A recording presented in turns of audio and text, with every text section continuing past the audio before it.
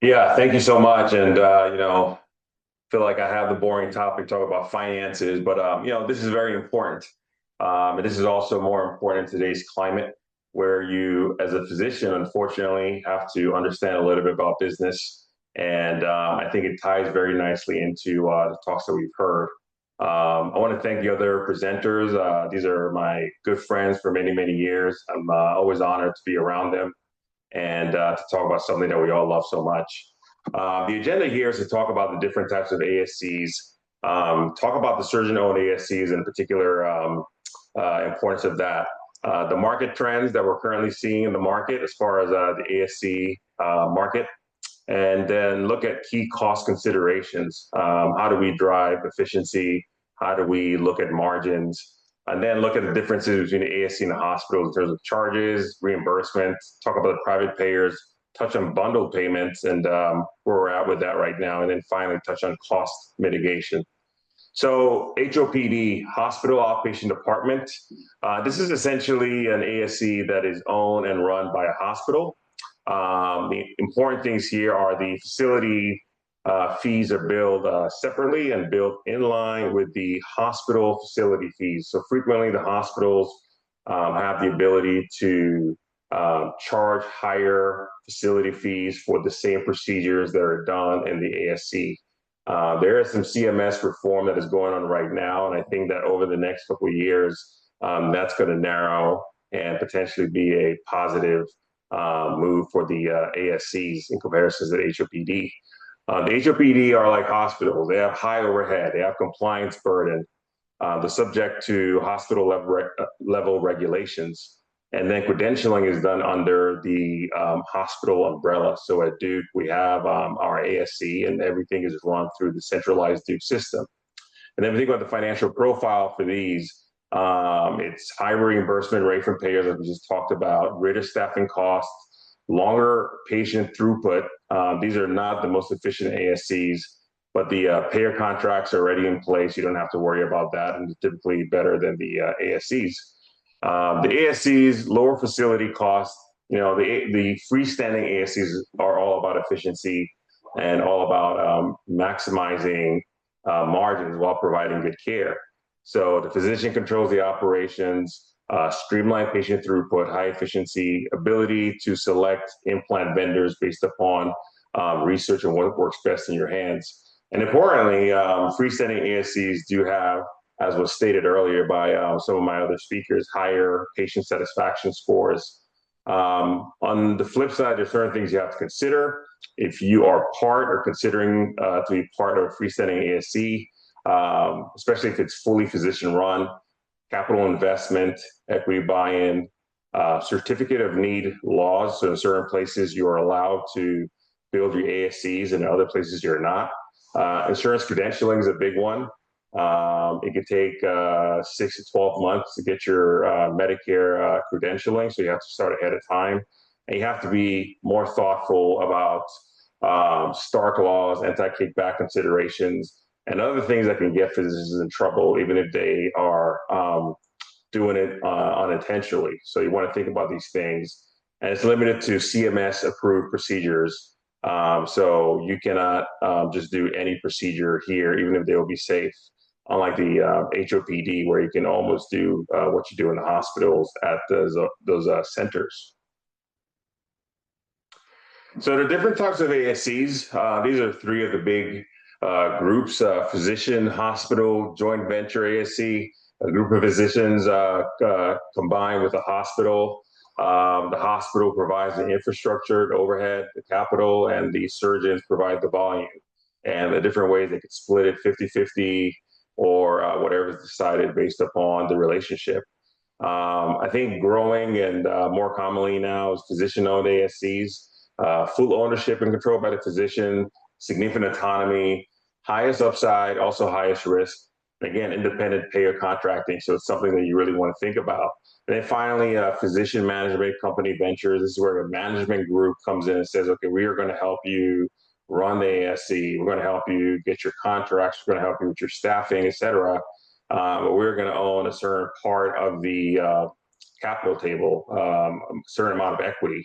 where the physicians own the rest. So this is sort of a hybrid structure. It's a bit more of a safe structure, but your upside is limited compared to the physician-owned ASCs.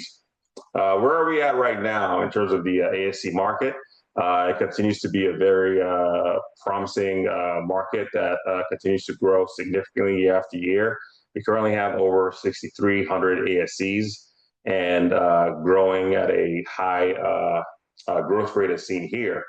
I think importantly, it's important to know that orthopedics amounts for 45% of the ASC revenue, the largest segment. That is a really large segment, and frequently is a negotiation and a leverage tool for orthopedic surgeons engaging in the ASCs. Grant just touched on this. The total shoulder arthroplasties were added to the ASC approved list in January of 2024. He's correct. There's been a lot of back and forth over the last 5 years as far as getting the total shoulder arthroplasties into the surgical centers. I think at a high level, I don't want to get too deep into this. I think when you think about the ASC setting in general, from a business standpoint, you have to know certain things: the facility fee, how much the facility earns per procedure, which might be different when you look at an HOPD or a hospital versus a freestanding ASC.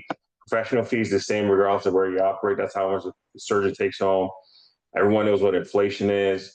The value of the dollar sort of getting weaker over time. But it also is important to understand that implant costs rise quicker and higher than the inflation costs. So that puts a cost pressure on the surgical centers in terms of managing costs, because the implant costs are rising more significantly than the interest rate or the inflation. TD, ABC, I hate that term, but time-based driven activity. Time-driven activity-based costing, I look at that as basically the cost per minute. How much money does it cost per minute of operation? Implant costs, we all know margin analysis, basically revenue minus true cost, and that is your margin. And that's sort of the same for basically almost any business in the world. What are the cost drivers when we look at ASCs? By and large, and has been shown in multiple studies, the implants are the biggest cost drivers.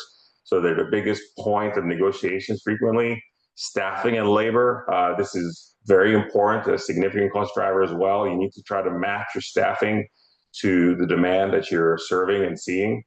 Facility overhead, rent, lease, equipment, and then anesthesia, meds, et cetera, make up the last. So frequently, you want to think about the implants and the implant costs and supplies when you're thinking about how to maximize your margins and maximize your ability to continue to run a profitable business. When we think about charges, charges, as most of us know, charges don't necessarily reflect the true cost. They don't also reflect what it is that you get paid. But in general, when we look at total shoulders, the ASCs charge about $32,000, where the hospitals or HOPDs also charge about $60,000. For Medicare, they will not get the full $60,000, but for certain commercial contracts, they will be able to draw in that extra revenue, and that's the reason why they charge so high. The ASCs don't really have the ability to charge as freely as the hospitals or HOPDs. But then you look at true costs. So they're both, one is charging 32, one is charging 60, but in terms of true cost, how much does it cost to do the procedure for one versus the other? They're actually not that different. There is a difference. The ASCs are cheaper, about 10% cheaper. But when you look at that at scale, it really does add up. And ultimately, as a physician owner in an ASC, you get a piece of the facility fee. So your personal margin is significantly different than if you're at a hospital. Obviously, when you look at this here in the freestanding ASC, I think volume is very important. Volume is important. We're talking about total shoulders here, but you also want to think about the type of procedures you do. You want to think about if you're going to do revisions or not. We published a study recently showing that outpatient revision shoulder arthroplasties are safe. But you also want to think about it from an economic standpoint. Does it make the most sense? We look at reimbursement. In the ASC setting, I know Serena and Rob are going to touch on this in more depth. Today, you get reimbursed about $14,000, let's say $15,000 in the ASC versus $18,000 in the HOPD. And again, I think there's a lot of lobbying in the CMS to try to make these equivalents so that the hospitals don't get that added benefit. What do you think about from a strategic standpoint? Your lower ASC margins in Medicare, that's the case for the ASCs, but you can build volume, you can be more efficient, and you can use the Medicare as a volume driver and then optimize with your private payers if you're in certain regions to look for margin to continue to run your business. Bundling, we've sort of touched on many times here. Quinn published a nice paper on a bundled payment for total shoulder arthroplasties.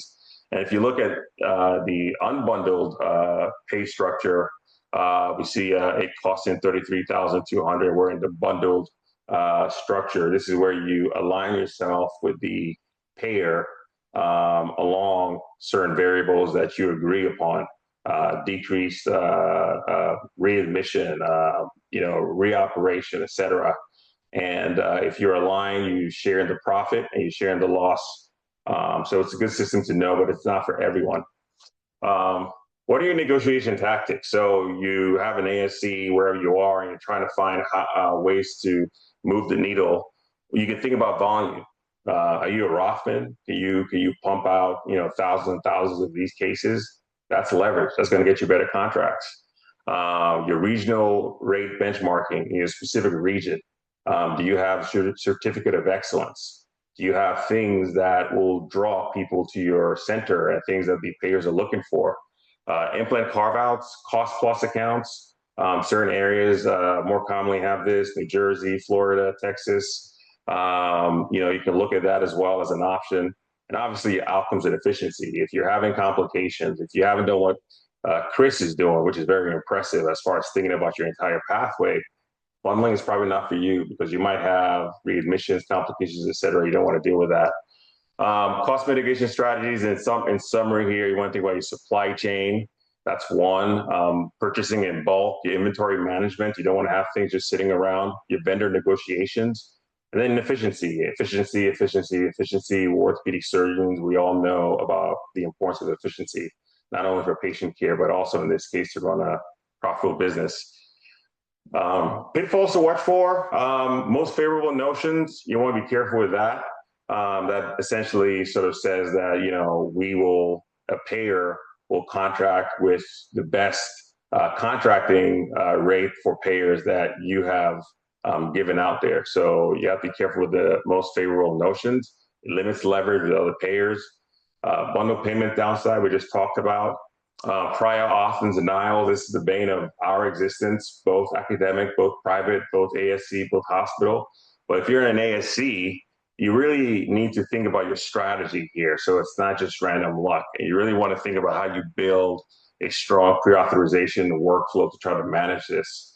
And then, the silent PPO repricing, that's basically payers getting access to your contracts without you giving it to them personally, which gives them a negotiation tactic to know that Aetna contracted with you at this rate. So, we want to contract with you at that rate. So you want to be careful about that.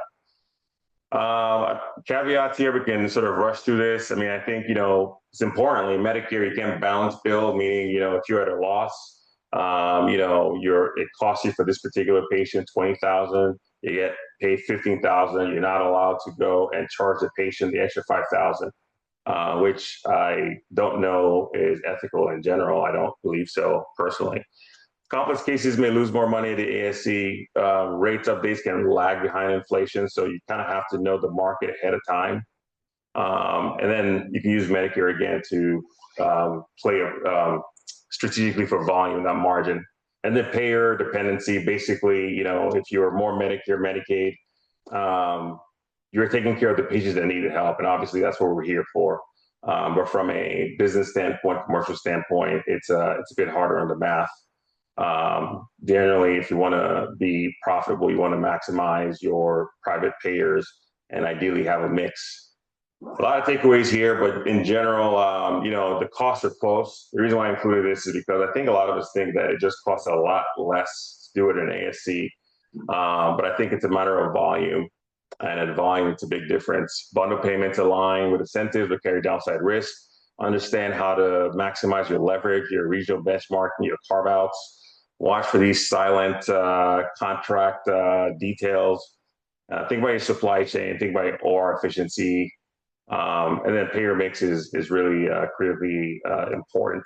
So as surgeons, I know this is not what we're all thinking about, but I think increasingly we have to start thinking and learning about these little details. Thank you.